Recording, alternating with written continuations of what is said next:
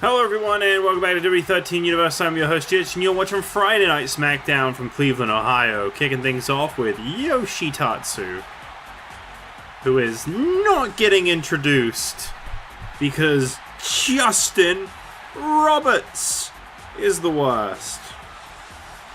Well anyway, Yoshi Tatsu is set for singles competition to kick things off here tonight. He gets the privilege, if that is the word you want to use, of being the man to face off against Rikishi. Rikishi's first match since losing at Hell in a Cell a couple weeks back to his sons in a handicap match.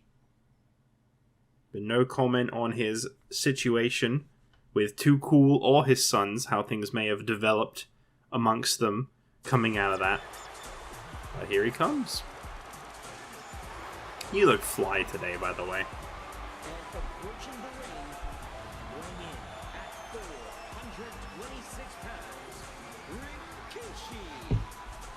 Oh, so you'll introduce Rikishi. I see what it is, Justin Roberts. I see exactly what it is. He doesn't like the Japanese. I still want to know what RKJ for life means. RKJ for life. Rikishi Klungus Jr. That's what that stands for. And Rikishi making his way to the ring here tonight. And, of course, the next thing on the horizon for the SmackDown Superstars is Survivor Series, which is still quite some time away, taking place in near to late November, as we are currently in, I believe, near late October. So we've got about a month left until we really get to Survivor Series. But for the Superstars of SmackDown, it's going to be all about two things. One is going to be about picking up those victories that lead towards being a champion by Survivor Series to represent your brand. The other one, though, is probably the more crucial one, truthfully speaking, which is, well, I say crucial, I don't really know. It's more what Survivor Series is about, and that is qualifying for your brand's Survivor Series team. There will be a series of Survivor Series tag team matches, as is the tradition, and it'll be interesting to see who's on Team SmackDown. We have been told that the captain of Team SmackDown will be none other than one half of the longest reigning WWE Tag Team Champions of all time with his partner Christian out of commission. John Laurinaitis has set Edge as the captain of Team SmackDown. Using his tag team expertise, he believes that Edge will absolutely lead to victory for Team SmackDown. I gotta think with his background as a tag team competitor, he could very well be right.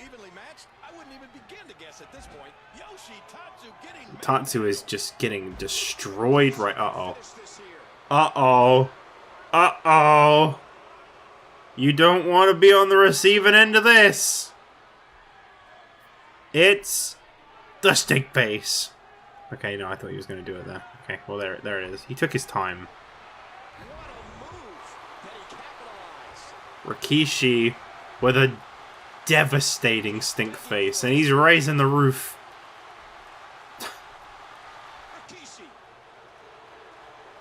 And now Rikishi with the Rikishi driver on poor Yoshi Tatsu, who has gotten literally like no offense in this whole match. Drops him down with the Rikishi driver. You saw the pain on the face of Yoshi Tatsu there. And of course, naturally, this one was very quickly over there. Wow.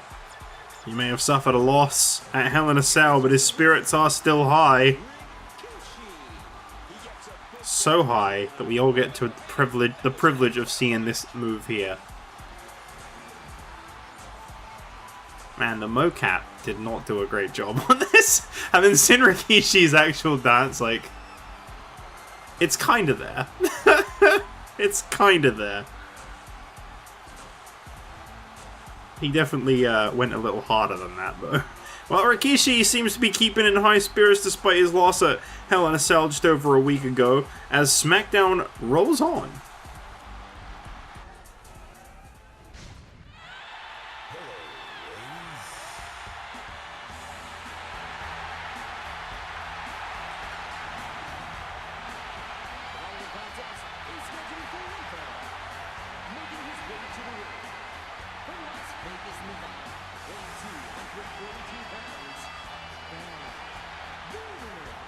Well, I wish the absolute best of luck to Val Venis here tonight. He has got the heavy duty of going one-on-one with a big boss man, a man who is very much built on vengeance right now for Damien Sandow. We've been told that Boss Man will absolutely get a shot at the United States Championship in the very near future before Survivor Series. But here tonight, Big Boss Man in singles competition, he's going to go up against a man who, honestly, ruin him, I don't care. Destroy this man. What has Val Venis ever really proven to anyone here? Nothing.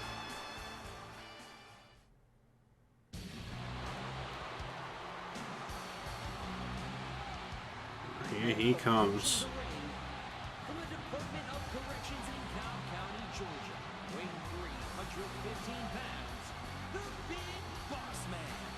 I tell you, if you're Val Venis, how are you not absolutely horrified at the sight coming down to the ring right now? You gotta be. You gotta be terrified, mortified. He doesn't stand a chance in this match. I'm just gonna go ahead and tell you that now. That is a spoiler you can have for free. He is not coming out of this one a winner. I can guarantee you that. Big Boss Man is bent on destruction right now. He is very much in the mindset that somebody's got to pay, and that somebody is obviously Damien Sandow. But in the meantime, he's going to take all that anger, all that frustration, all that motivation he's got, and he is going to lay a whooping on anybody that sets foot in the ring with him. And of course, just as I said, this one may be even quicker than Yoshi Tatsu's match with Rikishi. Didn't mean for them to all kind of come down in one night like this, but hey. As I said, the superstars of SmackDown, they're trying to impress. Survivor Series just around the corner. In Boss Man's case, he wants the US Championship.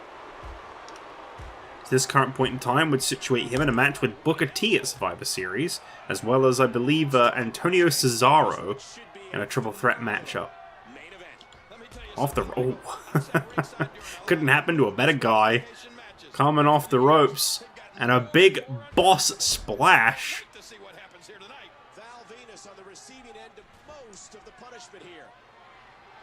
Look at this. Boss Man just not letting up. I mean, when you're Val Venis, is there really a place for you on Friday nights or anywhere at this point? We saw this guy pick up one career victory. He's not bounced back since. And that big right hand might be enough. He may not even need a Boss Man slam. Cover here on Val Venis. Oh, okay, Val Venis surprised me a little bit. And there's the Boss Man slam. Go ahead and kick out of that too whilst you're at it, Venis. Surprise me. And Big Boss Man taking a little bit of liberties here as if he needed them. And this one is over already. No surprises there. I wouldn't be surprised if Val Venis was on the unemployment line sooner than later.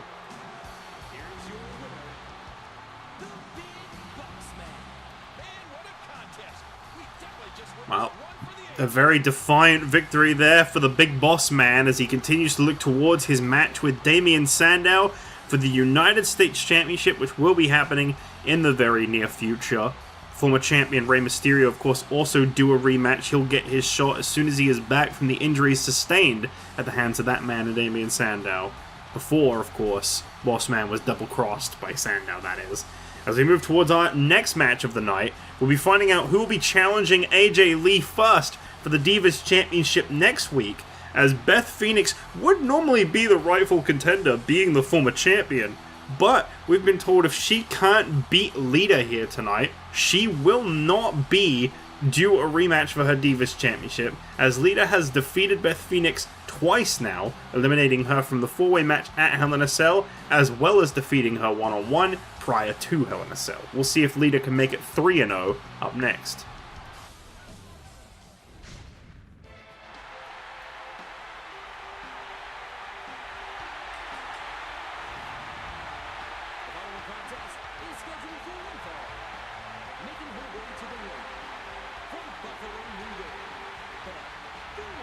Listen to who remembered how to talk. Well, she is the former Divas champion. She is a 2-time Divas champion as well as a 2-time Women's champion. And she is looking to win this match tonight and become a 3-time Divas champion next week. We'll see if that is in the future for Beth Phoenix. Of course, the Survivor Series, there will be a one match exclusively between SmackDown and Raw. And that will be the Women's champion versus the Divas champion. The winner of this match will be looking to face either Natalya or Tiny Shiny.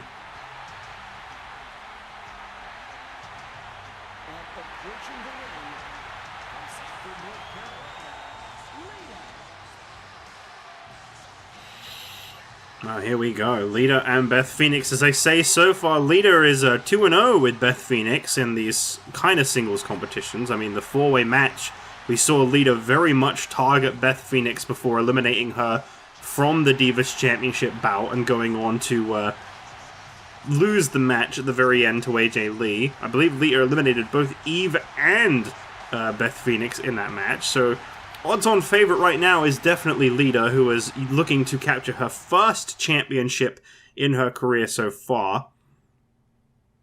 But it all depends on if she can defeat Beth Phoenix right here and now.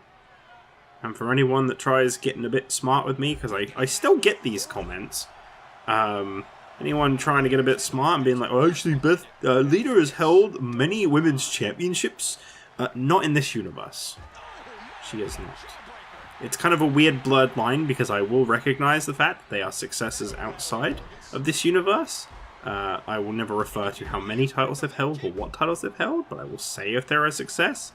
But I will not be saying that Lita is a insert the number of championships she has held outside of this universe. This universe is its own thing, so to speak, in which Lita has won no championships. Speaking of topics I've actually been meaning to respond to like that I get in my comments, I see that now that we've hit the halfway point through this season, I'm starting to get people do that thing they do that I can't fucking stand, where they start going, this guy will be leaving soon, how will you write him out? And this guy is going soon. Look, we all know the roster to 2K14, and if we don't, we can go find it online. But can we not constantly point out the fact that it's obvious they're going soon? It kind of just ruins the vibe. Like, you know, treat it like it's real. I get it, there's dirt sheets, and those generally give away whether someone is leaving or coming in or whatever. But don't. Let me be the one hyping all of that stuff up. Let me be the one wrapping all those things up. Stop referring to them in the comments. Don't. I've seen that a lot with, I don't want to say any names because I don't really want to feed into all that shit. We all know, you know, there's someone in this game that won't be in any other game afterwards. And, you know, I don't need comments alluding to the fact that that's going to be a thing soon. Just let me write it how I'm going to write it, okay? It's not cool that you know. Everybody knows. These games are very old.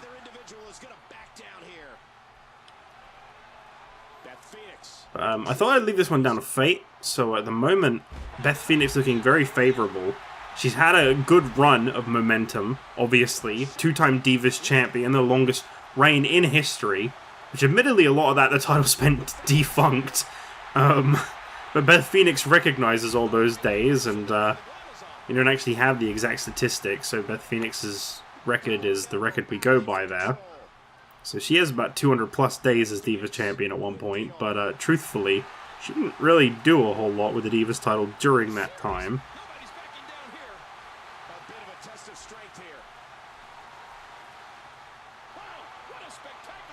Say really back and forth though.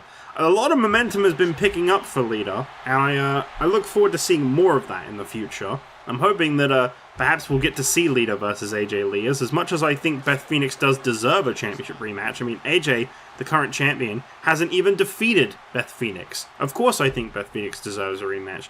But that being said, I think with Lita's kind of track record recently, the wins that she's been picking up, I think it's safe to say that for me personally, if I had to choose between these two, I think Lita deserves it more. I think she's beaten Beth Phoenix multiple times. Beth Phoenix should get to fight the winner between AJ Lee and Lita. But I think... I know there's a lot of fans for AJ Lee, and I don't want to sound like I'm stepping on your toes when I say this, but I think AJ Lee's victory at Hell in a Cell was nothing more than a fluke. I think, truth be told, Beth Phoenix did Lita did all of the work in that matchup. I think AJ Lee did very little, and then I feel like she just kind of got a little bit lucky and managed to overcome Lita at the end. I don't think that she really proved enough there that she deserves to be the Divas champion. And truthfully, I'm very curious to see what will happen next week, because I have a sneaking suspicion that AJ Lee's Divas championship reign may be a very short one, unless she can pull off another fluke victory. Truthfully, I just don't think she's done enough yet. I don't think that she's quite there yet. We're looking at someone whose loss record is bigger than their win record. I think it was just a matter of playing the multi-person match just right and kind of lucking out because of that. That is my personal opinion. I know that's a little bit of a controversial one. I'm willing to take any heat I get for saying that, but I think that next week is going to be a really important moment in AJ Lee's potentially very short-lived reign. And speaking of short-lived, this match may be short-lived. Glam Slam into the cover. Is this it? No. Oh no. No, why did I stop talking? That was not the moment to stop talking.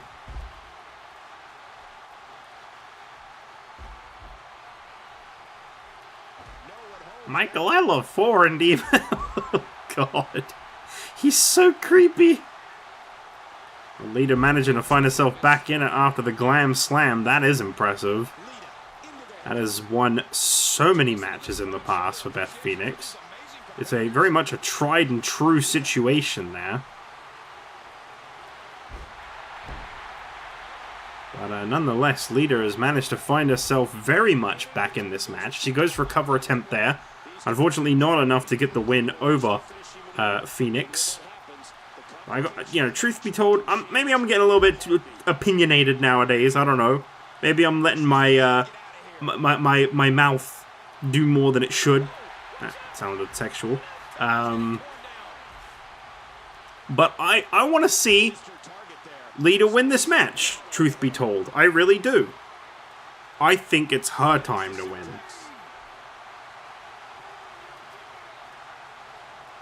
I'm warning you. Now keep it up.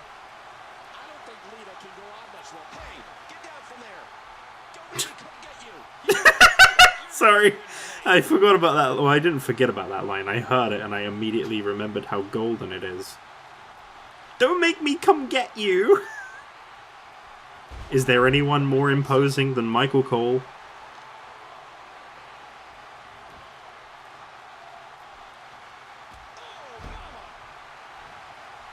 Oh Mama is apparently more imposing than Michael Cole.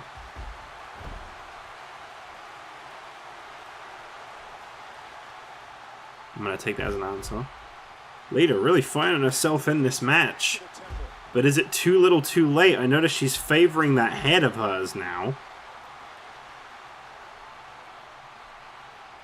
Could be looking at the end of this match. Oh, nice reversal there. Lita is on fire. And fuego.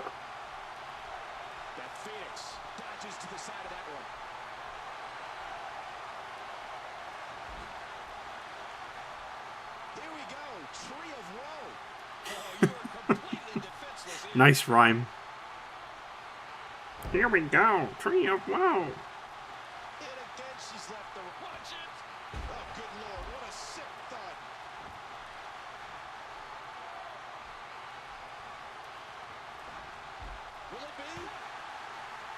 Attempt here as Beth Phoenix back in control once again.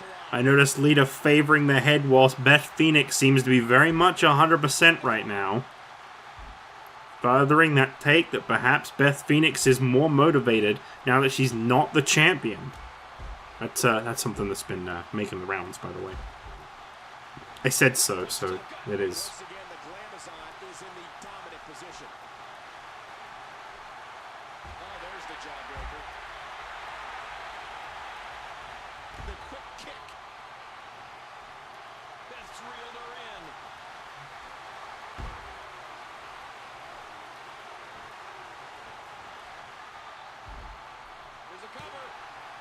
Cover attempt here, and that is it! Beth Phoenix gets her rematch against AJ Lee next week. I still think down the line Lita should absolutely get to fight the winner. I feel like the record has not been set straight. It's now 2-1 as opposed to you know, anything straight or even in Beth Phoenix's advantage. But that being said, Beth Phoenix did win here tonight, and she will get to face AJ Lee next week on SmackDown in a rematch for her former Divas Championship. Could we be looking at a 3-time Divas Champion and a 5-time champion overall? I think most likely. I truthfully don't know that AJ Lee can defeat Beth Phoenix, but I guess that's what we find out next week on SmackDown. Speaking of the future, we'll find out if Billy Gunn can qualify for Team SmackDown, as he has applied to join Team SmackDown at Survivor Series, but he's got to get through Edge if he wants it.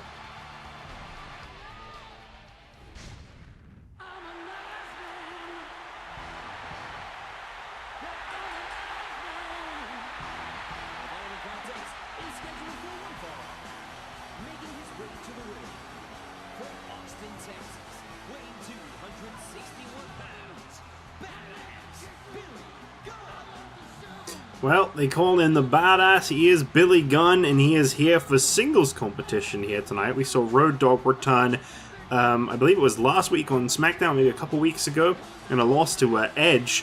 But here tonight, Billy Gunn tries his hand, also against Edge, who he did not realize was the team captain upon trying to get into Team SmackDown.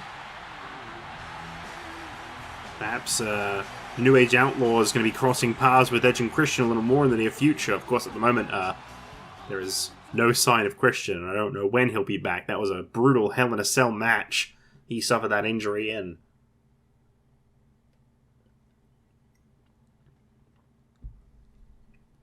As we await the former WWE Tag Team Champion. It's going to be strange to see him no longer with that title around his waist. And it absolutely is.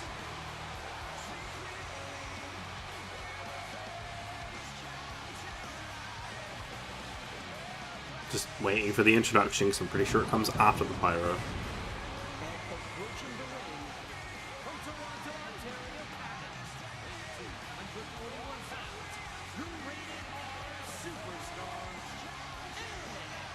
I've been told that there's a very special reward at stake for the winning team. Whoever it comes down to. I've been told the way this is going to work at Survivor Series is going to be Team Raw up against Team SmackDown, and then it's going to be pretty much that the winning team from that side will face Team ECW, giving ECW a little bit of an advantage because ECW won't be getting the women's match. However, the point won from either Team Raw or SmackDown will count towards the overall points as we try to determine which show comes out with the most points.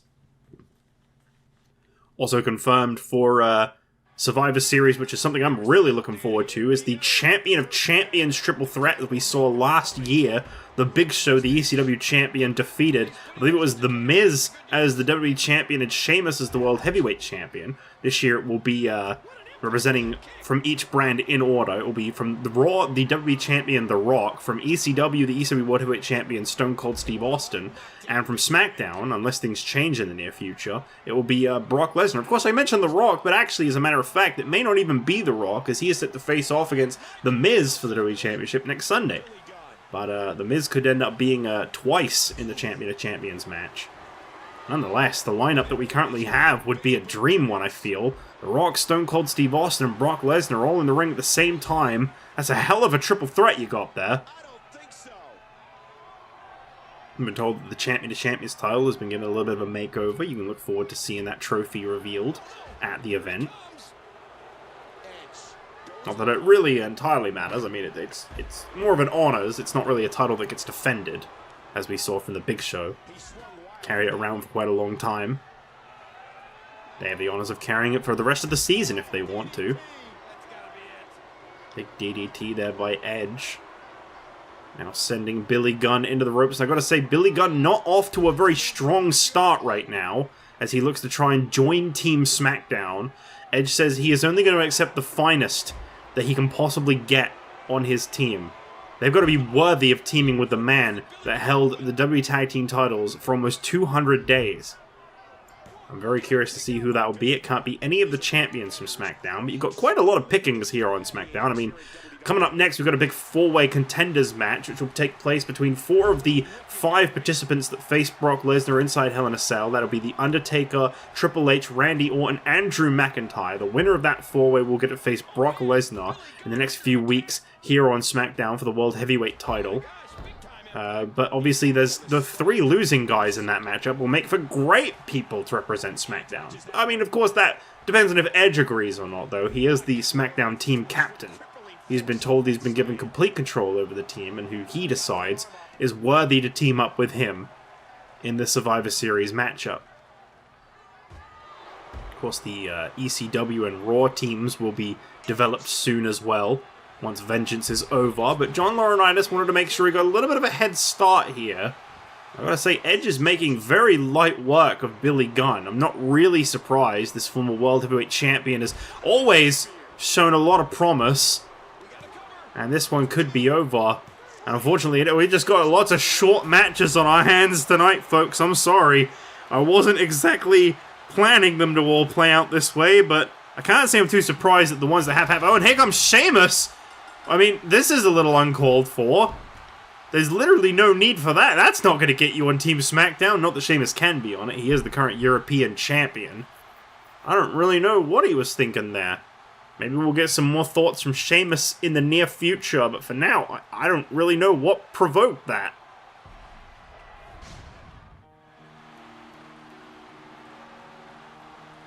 This is going to be an absolute classic of a match, I'm sure. SmackDown has got one hell of a main event scene. And Drew McIntyre, definitely someone who I think recently has been someone you want to invest your stocks in. I think he's really starting to step up.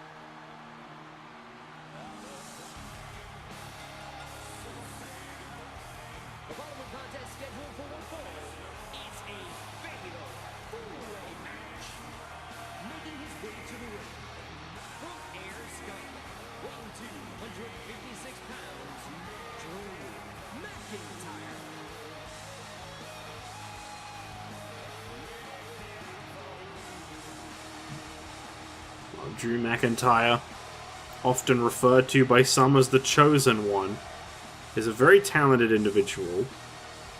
Curious how he will fare in this matchup. We saw a really great performance from him not that long ago, actually.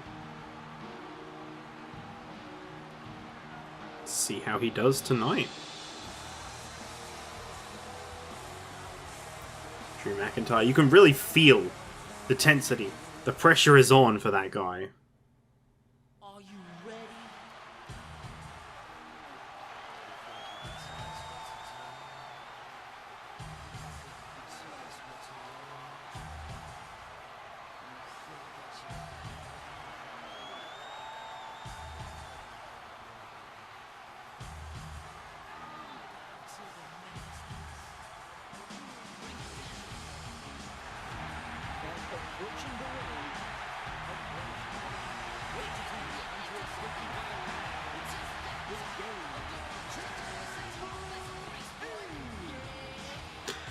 Well, Triple H is a former WWE champion. It's hard to forget, you know, he is the first man to have ever held the WWE Championship after all. But he is always looking to become World Heavyweight Champion. He's made it abundantly clear that is a goal he has in mind. He wants to do it. And it all comes down to whether or not he can win this matchup tonight and then defeat his incredibly lengthy rival, Brock Lesnar. Triple H was the one that suffered the pinfall loss that cost Kane the World Heavyweight Championship at Armageddon Hell in a Cell. And, I mean, at least we saw firsthand Kane did not stand a chance against the Beast one-on-one.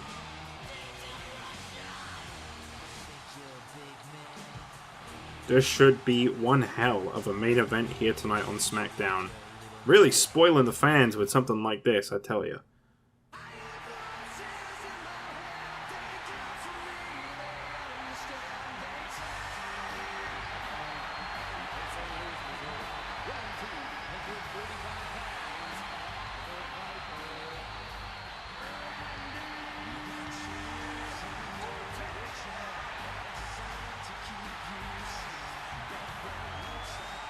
Well, Randy Orton, again, a former World Heavyweight Champion and a former WWE Champion.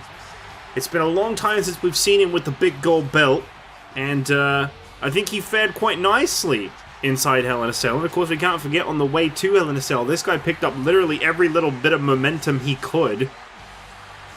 But there's been a little bit of tension between him and one of the participants in this match, as him and Drew McIntyre have been really butting heads backstage lately. And it all comes down to the fact that Drew McIntyre did so well in a recent Elimination 4-way matchup that featured these two before suffering a loss to Randy Orton. And you notice that the rivalry between these two feels like it's heating up a little bit. And I wonder if that will come into effect in this matchup.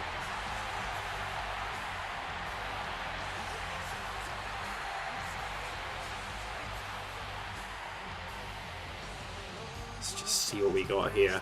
Here comes the final man in the matchup.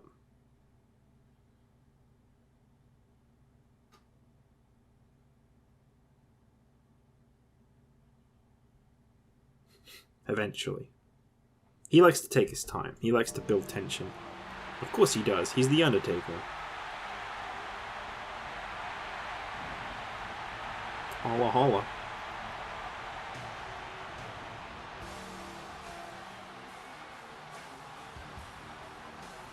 Here he comes.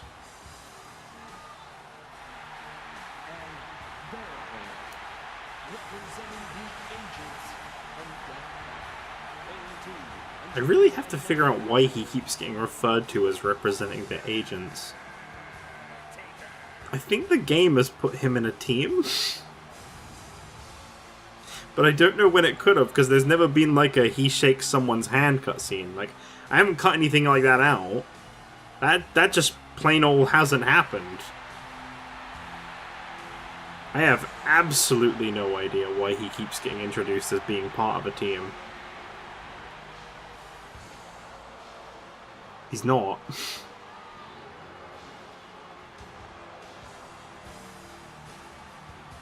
dead man makes his way down to the ring. Many superstars feeling very tense. You can kind of feel the atmosphere in the arena change when that gong hits for the first time.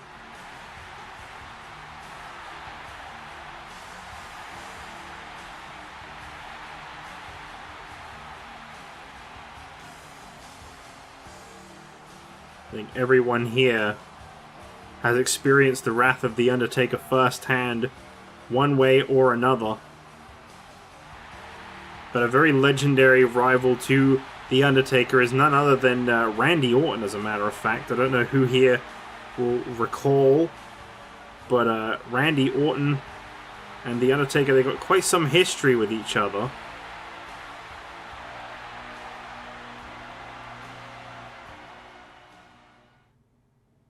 I believe it is now showtime. Fatal four-way matchup. First man to gain pinfall or submission will win. The Viper. Orton squeezing The down Viper. the Undertaker getting absolutely hammered by Triple H to start things off here. You could say that the pressure definitely feels like it's on for Triple H. And of course, naturally, Drew McIntyre and Randy Orton going toe-to-toe with each other. But I'm really not surprised to have seen Triple H go so heavily for The Undertaker. I mean, he's got a point to prove right now. He can't waste any time, and he knows that. He's suffered that loss inside Hell in a Cell. That must have really hurt that ego of Triple H to have been the one that took the pinfall loss at inside Hell in a Cell.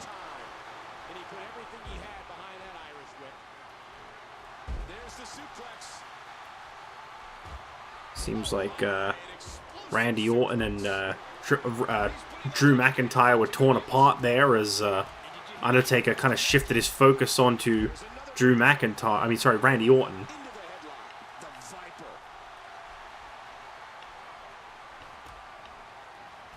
Strikes the arm of the Undertaker. I think this one's going to be a pretty chaotic four-way. A lot of these Fatal 4-Way matches you see, they're traditionally elimination style. This one is simply first fall to the finish. So this one can end in an instant. Very similar to the Armageddon Hell in a Cell match that we saw not that long ago. You talk about people who are motivated. You talk about Undertaker. We've been told that he has got a very flip-floppy relationship with his brother Kane. There is definitely something going on there. Whether it be, remorse for the time they spent apart, the issues that they have, hatred, I don't know. Whether it's the determination that Undertaker wants to be the one to destroy Kane, I couldn't honestly tell you. But what I do know is that I find it symbolic that after Kane suffered a brutal injury at the hands of Brock Lesnar, you notice there's a very slight undertone of red in the outfit that the Undertaker is wearing here tonight. It almost seems like a tribute to his brother as he looks to try and become a contender, to try and compete against the man that injured his brother and take exactly what it was all about.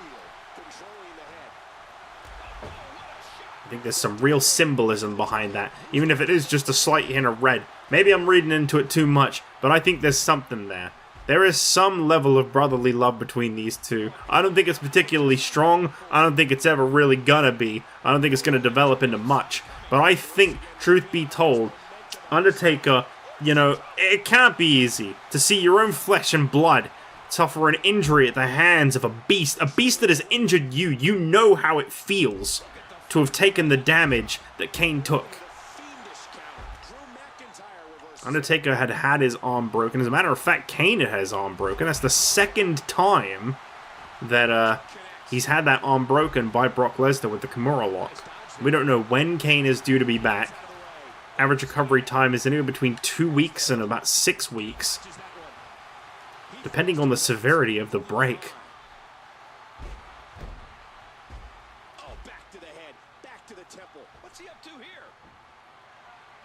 Looks like Undertaker is in hot pursuit of Triple H. Of course, falls count anywhere in this Fatal 4-Way matchup.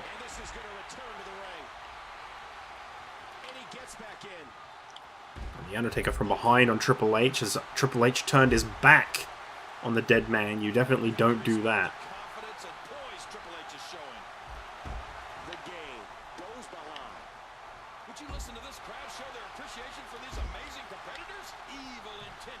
Oh, wait. Triple H.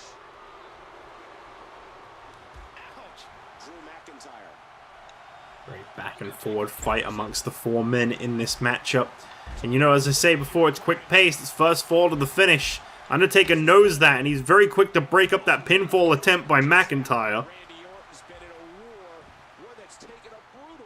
I don't think McIntyre liked that very much as he went to confront the Undertaker there, but Randy Orton continues to taunt Drew McIntyre, and it feels like these two, as I say, they've definitely got some issues they need to work out here. And that one hurt his hand. The Viper with the arm. Undertaker awaits inside the ring as Triple H finds his way in, and Undertaker very, very quickly, he would not normally go for something this early on, but the tombstone piledriver on Triple H, to me that shows a little bit of desperation here. Cover attempt on Triple H, and that is not enough.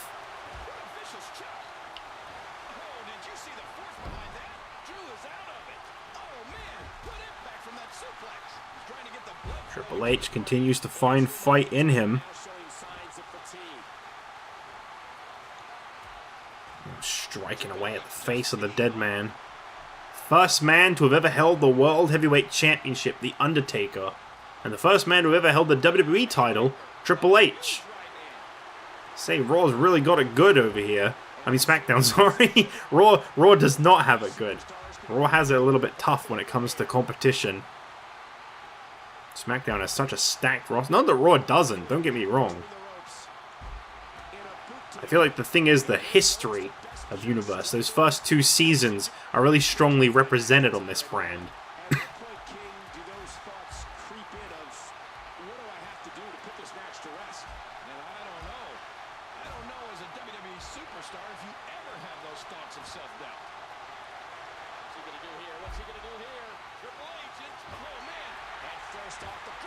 Triple H just getting brutalized by The Undertaker as... Oh, Drew McIntyre drives Randy Orton through the barricade out there. So much... As I say, it seems to be some real hatred amongst those two. And Undertaker with that clothesline of his. Triple H up to his feet. I feel like Randy Orton may have been just removed from this match. Undertaker just cleaning house. When you're fighting the Undertaker, who's about 6'11", your first mission is destroying his base. Somehow, Randy Orton back up to his feet after being driven through that barricade. But the fatigue is... Alexa, stop. The fatigue is definitely there. And here's a cover attempt. So curious to see how this one plays out. Who will be the #1 contender?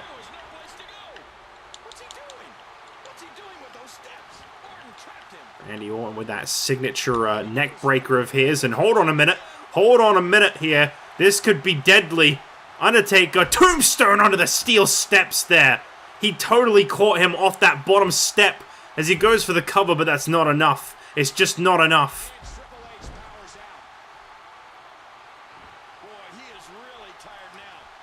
Undertaker, very quick on this offense, dives in with a clothesline, kind of catches him.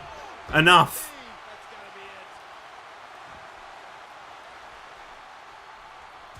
I really feel like Drew and Randy's rivalry is getting very heated right now. I feel like something's developing between Undertaker and Triple H too. And Undertaker, with the finishing move of his brother, Kane, the chokes. We don't see that too often either. We've seen Kane do the tombstone on numerous occasions, but a choke slam from The Undertaker is very unusual.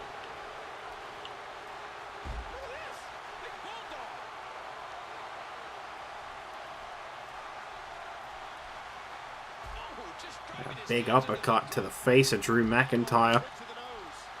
We got three very phased guys. I say, it feels like there's some real motivation behind The Undertaker tonight. I've never seen him perform quite at this level.